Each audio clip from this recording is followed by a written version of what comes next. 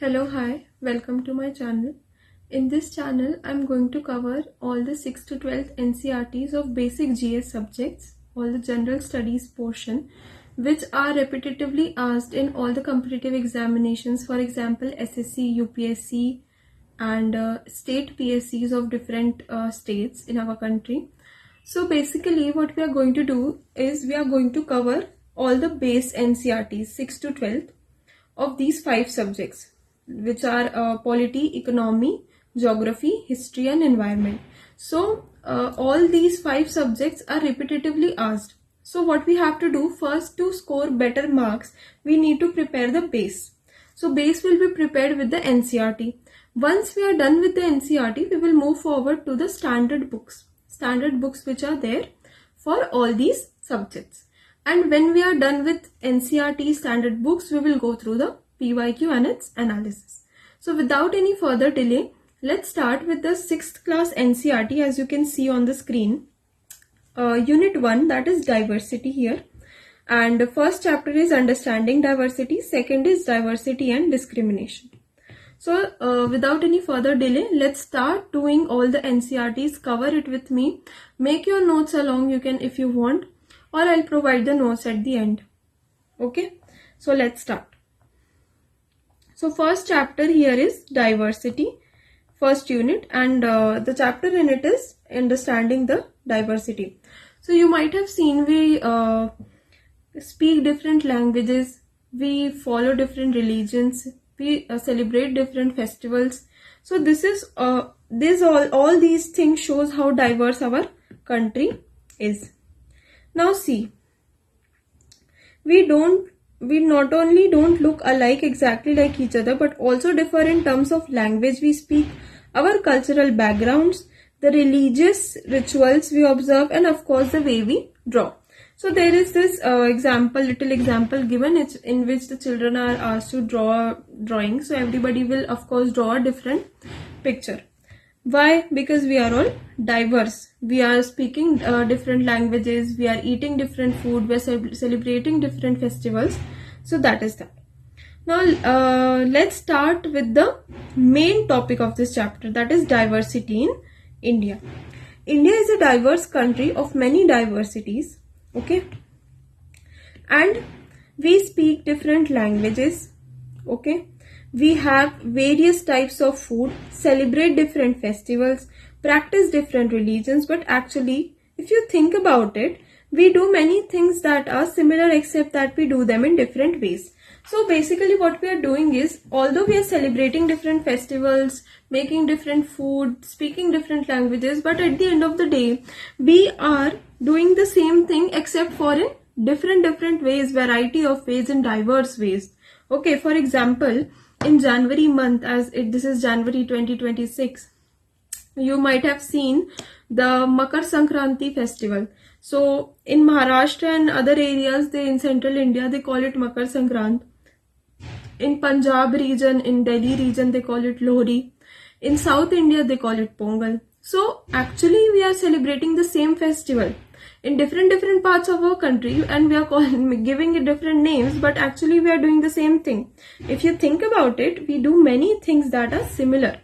These are similar, but except that we do them in different ways. We are doing it in different ways. Now, how do we explain diversity? A little more than 200 years ago, or long before the train, aeroplane, bus or car became part of our lives, people traveled from one place to another of the world to another in ships, horses, on camels, or on foot. So very long time ago, people used to travel in ships, in horses, in camels, etc. So when they went there, when they settled in the new places, when they went there, they saw new cultures, they saw diverse religion practice. And because it took so long to travel, once they got to a place, people stayed there often for a long time. Sometimes they stayed there only. Okay, so many other left their homes because there were famines, drought, and they could not get enough to eat. Some went in search of work, while others left because of war. So if you're living somewhere and a war is a famine came, war occurred, so obviously you will migrate from that place to another place because you want to live. So when you migrate, you settle in new places.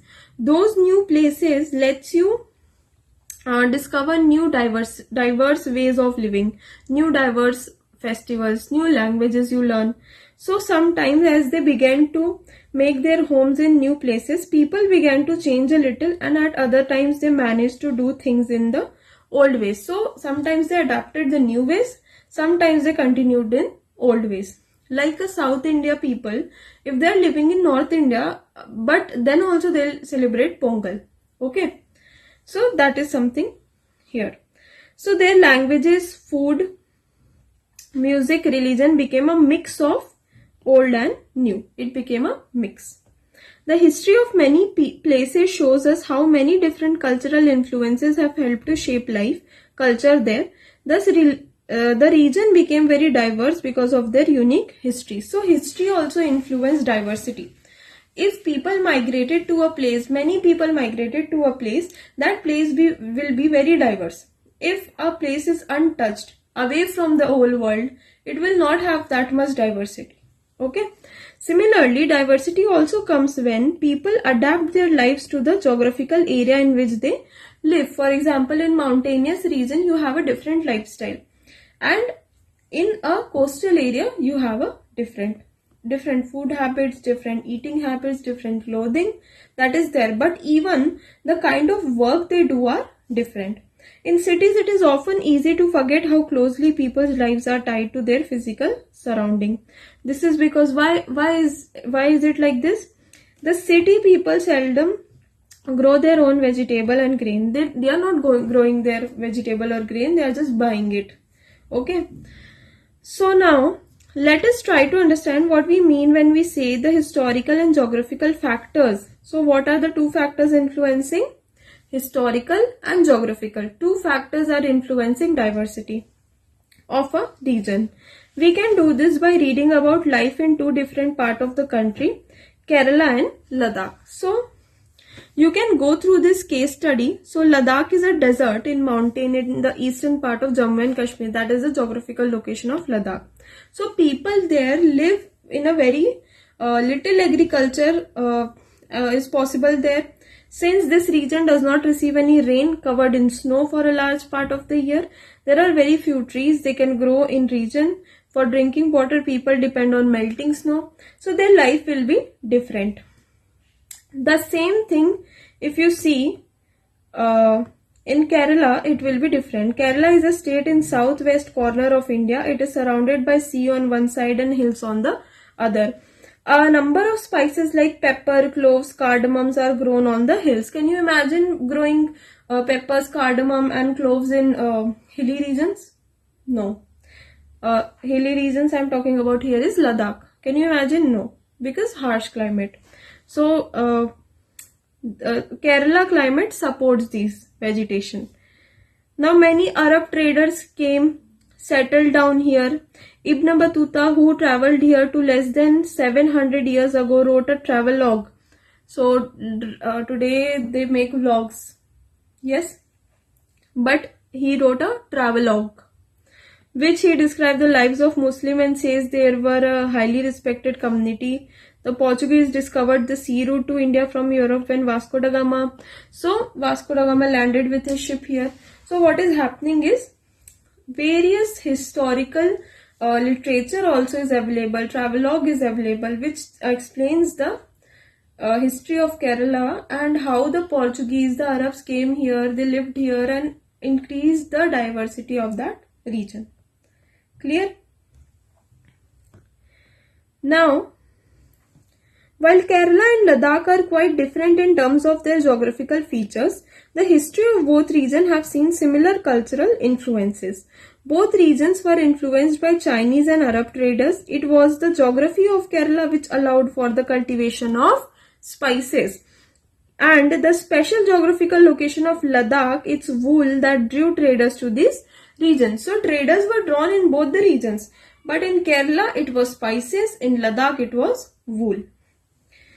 The influence of diverse culture is not merely a thing of the past. Our present life are also about moving from place to place for work. With each move, our cultural, traditional and way of life slowly became part of the new place we are in. So if you're living in any part of the country in India, you will naturally adapt some or the other ways there, some or the other eating habits there, some or the other clothing habits there. Yes? Now, the topic of unity in diversity. India's diversity has always been recognized as a source of its strength. So it is always has been a source of strength, not division. British ruled India. Women and men from different cultural, religious and regional background came together to oppose them. Even we were so diverse from each other, so different from each other, we came together to defend ourselves from British. Yes, to oppose them, to oppose their rule for freedom. Freedom movement had thousands of people of different background in it. They worked together to decide joint actions. They went to jail together and they found different ways to oppose British. Interestingly, the British thought they could divide Indians because they were so different and they continued to rule them. But people showed how they could be different and yet united in their battle against the British. So freedom struggle is the best example of unity and diversity of our country. Okay. Now, this song is written here. This song was sung after the Jallianwala Bagh massacre, which you might have learned in history, or we will cover in history when we start doing history. Amritsar, in which a British general opened fire on large group of unarmed peaceful people, killing many. So this song was sung by all, Hindu, Sikh, Muslim, everybody. The song was composed and sung to honor the memory of those brave people. Clear?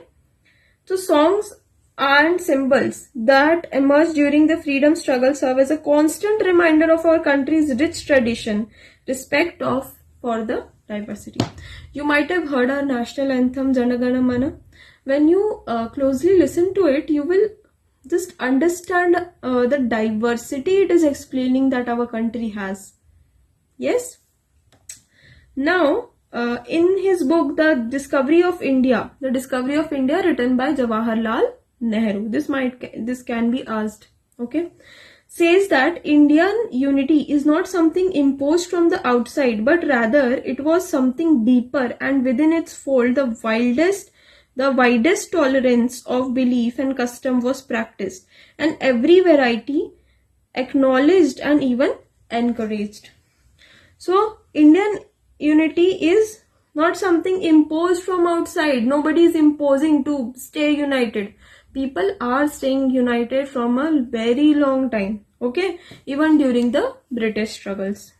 British colonial Raj. It was Nehru who coined the phrase unity in diversity to describe the country. So how Jawaharlal Nehru described our country? Unity in diversity. See, here it is written. India's national anthem, composed by Rabindranath Tagore, is another expression of unity of India. In what way does the national anthem describe this unity? So what you can do is go through the national anthem today, listen to it, and just experience the diversity in it. How Rabindranath Tagore has composed the national anthem and how he has described so diverse country in this one national anthem, in this one national anthem that he has written. Okay. So this was the chapter. Second chapter is diversity and discrimination. Let's continue this in the next video. Thank you. Do